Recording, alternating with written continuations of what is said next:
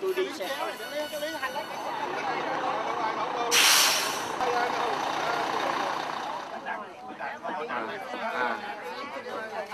Khỏi lo. Get out.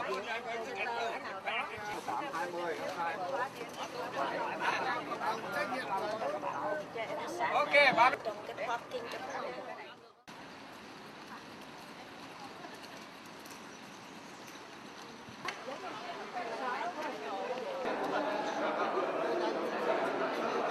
Truyền hình Việt Nam vùng Hoa Tinh Đốn chúng tôi xin trân trọng kính chào quý khán thính giả.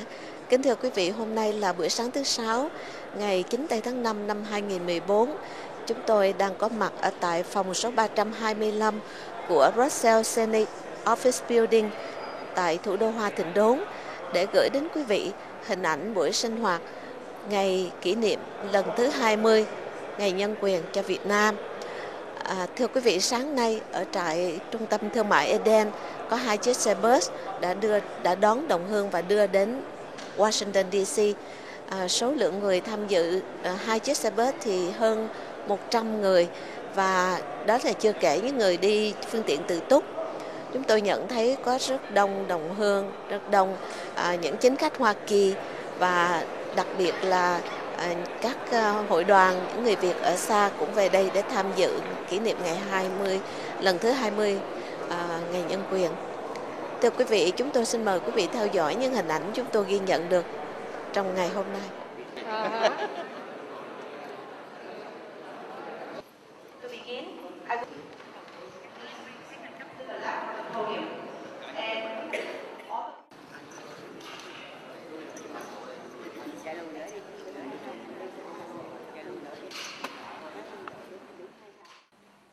Oh, say, can you see by the dawn's early light what so proudly we hailed?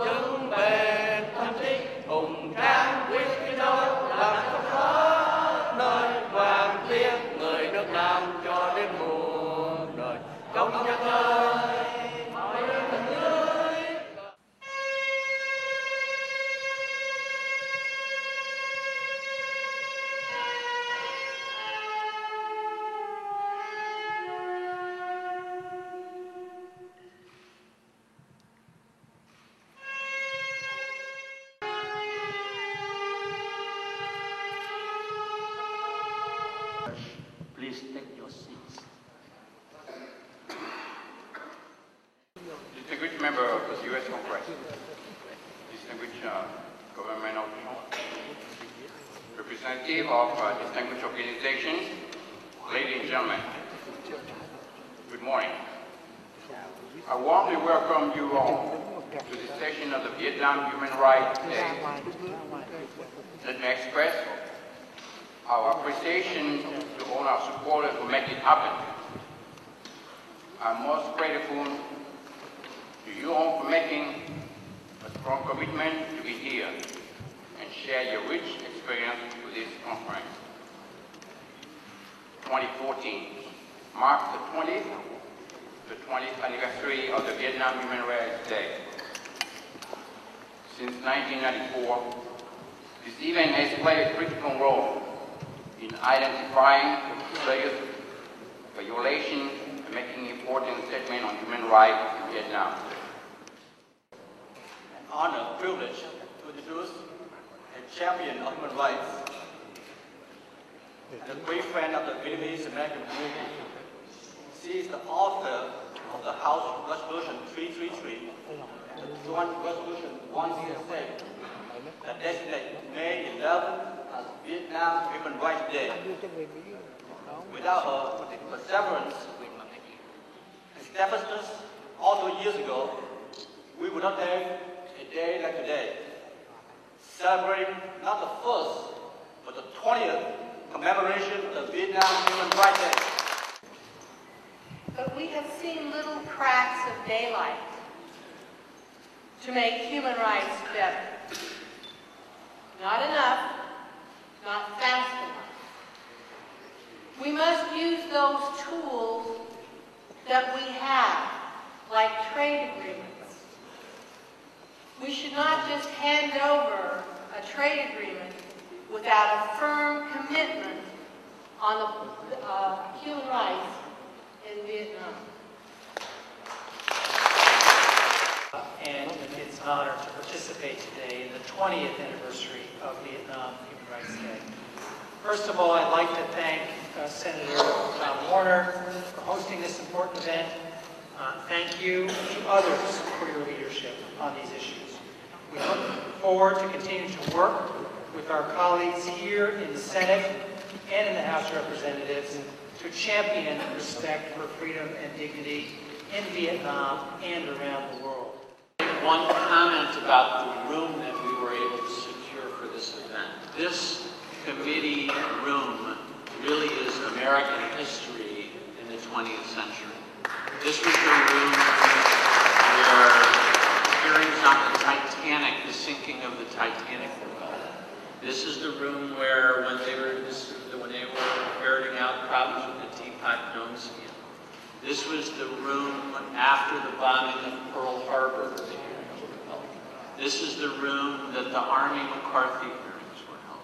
This was the room that so many of the Watergate hearings were held. This was the room that the impeachment trials of Richard Nixon were held.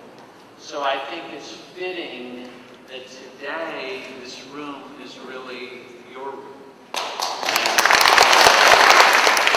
Thank you so much for inviting my boss, Senator Tim Kaine. Unfortunately, he was not able to attend to share this day with you, but I hold the pleasure of being able to speak on his behalf. Senator Kaine has a great commitment for human rights and religious freedom, not just in this country, but around the world. I am here to just say that his office, me, and the Senator himself, we have many friends in the community, especially here in Virginia, and that we hope to always be available. I know that some of you from Virginia have come in to visit on a number of occasions in our offices here in D.C. I know that the Senator, when he's out in the community, I think he's been to Eden Center in Falls Church maybe 4 or 5 times in the last 2 years. To be speaking at the 20th commemoration of Vietnam Human Rights Day. I am truly moved to see politicians, foreign delegations, and delegations representing the Vietnamese American communities from across all the U.S., as well as the Vietnamese delegation from Canada, France, and Australia. For too many of us, the scars still remain, deeply embedded in our memories since the fall of Saigon in 1975. Thank you to my good friend, Dr. Quan Nguyen, and to Congresswoman Byrne for your tireless work in promoting awareness of the human rights issues in Vietnam, and thank you to everyone here who cares about this. And you know, we came here 39 years with an empty hand from the boat, fresh from the boat. But with the help from these American people, we settled our food and become successful again. So today, I want to say thank you to America to settle it happen. Thank you very much. We take our job very seriously. Vietnam, you will clearly recognize we have a growing audience, close to 1 million people in Vietnam, many more in the diaspora. Sure, they have the radio, the internet, and television.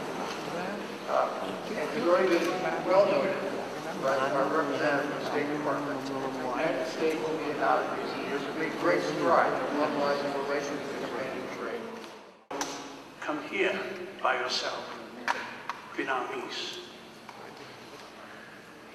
That's why I'm very happy, because you, all of you, united. You have to fight against the communist regime. I was unhappy because the meeting only in America. I wish one day the meeting were back to Saigon.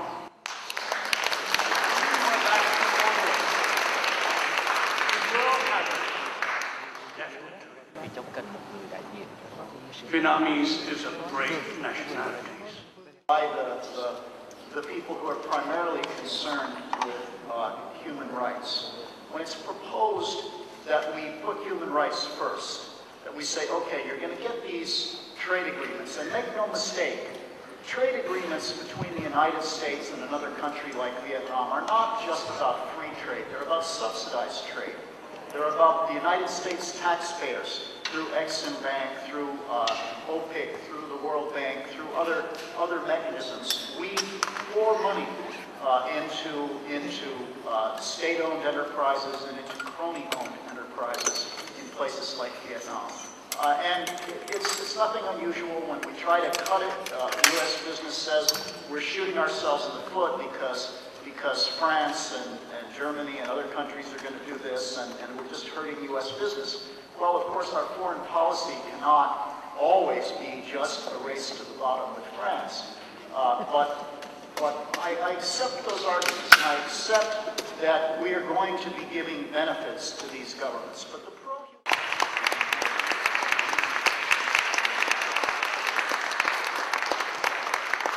actually used to do things.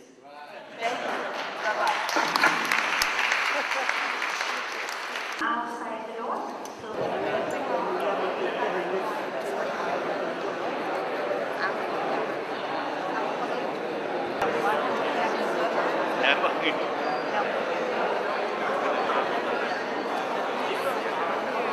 So we are urging Vietnamese authorities to ensure that they allow the judiciary to be independent so that they can pass judgments in a free and fair manner. At the UN, Vietnam is a member of the UN Human Rights Council. There are 49 members in that council. They get elected. As a member of the UN Human Rights Council, we want and we expect Vietnam's government to play a constructive role rather than a destructive role. Now, I'm Chinese, as some of you already know, but I don't identify myself with the communist regime in China. We gather today at a time that is particularly challenging for pro-democracy civil society in Vietnam. As Freedom House has chronicled in its reports, the communist government is intensifying its crackdown on those who would build a political system that's based on democratic accountability and inalienable human rights. China claimed, can you believe that? China claimed Constitution very clear that all the land in 2005, massive protests have spread across Tibet and UN 2005 to protest China's repressive policies. During China's universal meeting with our country in March, China presented a visit from the United Nations High Commission to China and Tibet. And here is what is offered. China stated to outright denial of human rights violations should be accepted at the UN. Ladies and gentlemen, on behalf of the Laotian New Generation Democracy Movement, I would like to thank the organizing committee allowing us to participate in important event. Dear friends, we believe that the Laotian and the Vietnamese communist government should respect basic human rights and restore freedom to Vientiane and Hanoi. I salute all Vietnamese and the Laotian freedom fighters who have sacrificed their lives for noble cause. Thank you very much. Buông xuôi về nơi đây nữa, người có mộng một năm ngô xanh, biển ngây ngô hay biển mang giờ, biển có buồn hay biển chỉ làm ngơ.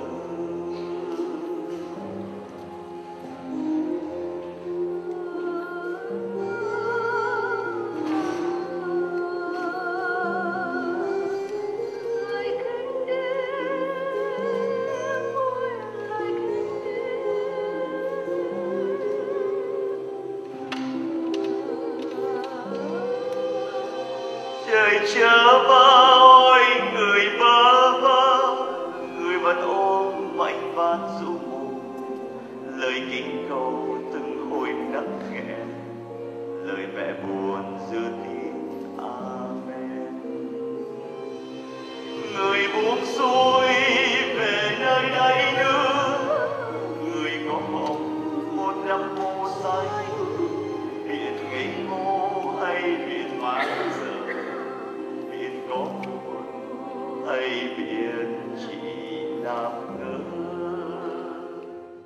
Cannot forget the fundamental rights that were fought for by Vietnamese and Americans side by side, and that can't be lost in the mist of time, because those rights are eternal, they are universal, and they are not respected by the current government of Vietnam. Thời gian gần đây, Hà Nội đã thả một số tù nhân lương tâm nổi tiếng, cũng như để cho một số công dân ra ngoại quốc trình bày về thực trạng các quyền tự do như tự do ngôn luận, tự do báo chí tại Việt Nam. Thế nhưng, ai cũng nhận thấy đó chỉ là bình phong để Hà Nội tiếp tục phá lấp những vi phạm nhân quyền ngày càng trầm trọng trên luật lệ lẫn trong hành xử. However, the rulers have failed to keep their promise. Several reports, including those from Asian Human Rights Commission and Pakistan Human Rights Commission, indicate involvement of Pakistani military and law enforcement in mass killings of people in Gilgit-Baltistan, especially of those demanding religious freedom. Several months ago, late last year, our foundation awarded to Father Lee our Truman Reagan Medal of Freedom. We did this at a wonderful event hosted by many of you in Northern Virginia. We had to give that award in absentia, of course, because Father Lee is still held in prison. And so we had there representing him an empty chair. During the course of that event, so many of you wonderful ladies that I see here today, you sang a song, My Vietnam, that Father Lee had written, I believe.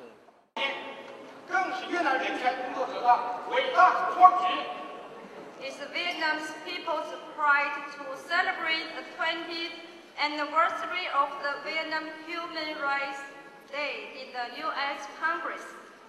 It is the achievement Vietnam's people get through fighting for democracy, freedom, and human rights.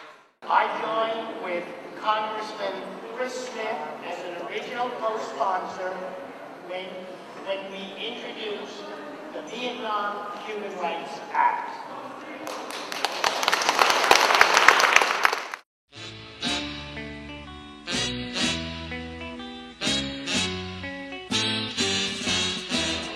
Kìa đoàn quân chiến thắng trở về dưới nắng hồng, cùng nhau qua câu hát thành công. Lớp nước xanh phai màu thấy phất phơ ngang đầu, bầu cờ tung bay trước gió. Kìa đoàn quân chiến thắng trở về với xóm làng, thành công còn ghi nơi đầu sông. Những tấm gương kiêu hùng.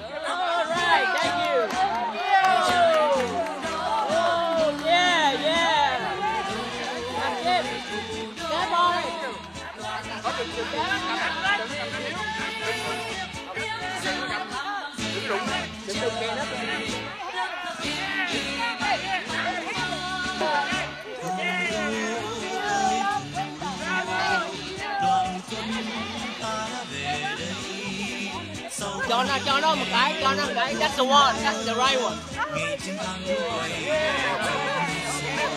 Okay, that's the right one. Kề nó.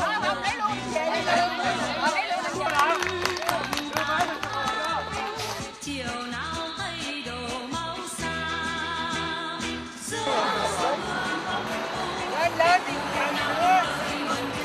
Lên đi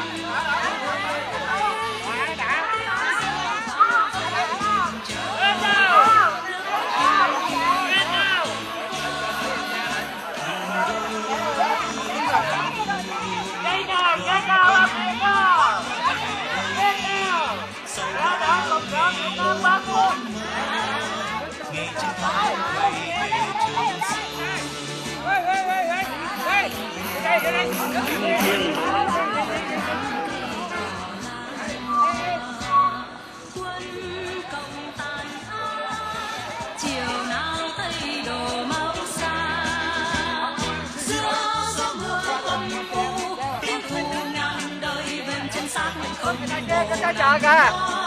Tiếng súng xa như mưa khiến thù gục đầu rơi như vẫn còn. Không còn nó đến. Dạ vâng.